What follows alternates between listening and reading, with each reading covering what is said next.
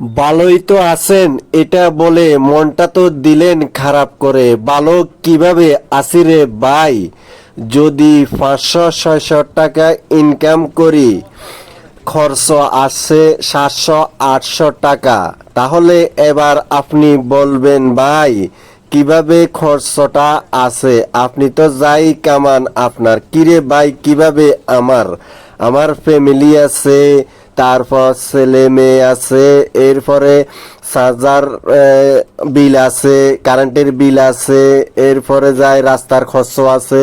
সব কিছু মিলাই যদি 500-600 টাকা ইনকাম হয় দৈনিক, তাহলে দৈনিক খরচে আছে 800 টাকা 900 টাকা।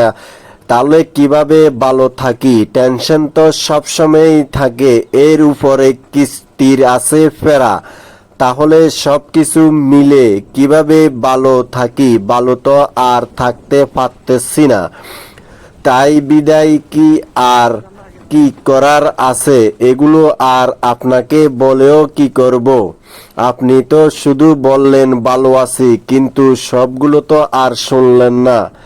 এই জন্যই বললেন যে ভালো আছি। আমি যেহেতু ভালো আছি, আপনিও একটা নেন চালান, তারপর ফেরা বুঝবেন জীবনে ফেরা কি আছে। তবুও বলবো এতটুকুই যে অন্তত বেকার থাকার চেয়ে ভালো আছি।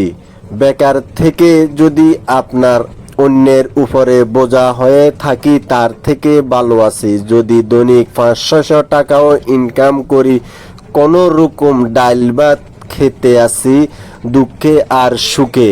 এই জন্যই আল্লাহ পাক রব্বুল আলামিনের কাছে হাজারো শুকরিয়া। আর আপনারা শুধু দোয়া করবেন যেন খারাপ কাজে লিপ্ত না হই। যাই কিছু নিয়ে আসি, চুরি তো আর করতে পারবো না বা করতেছি না, কোনো রকমে আপনার পেট চালাতে আসি। এই জন্যই আল্লাহর কাছে লাখ লাখ শুকরিয়া। আর আপনাদের সবাইর দোয়া এমনকি ভালোবাসায় আল্লাহ পাক রব্বুল আলামিন যেভাবেই রাখে, আলহামদুলিল্লাহ।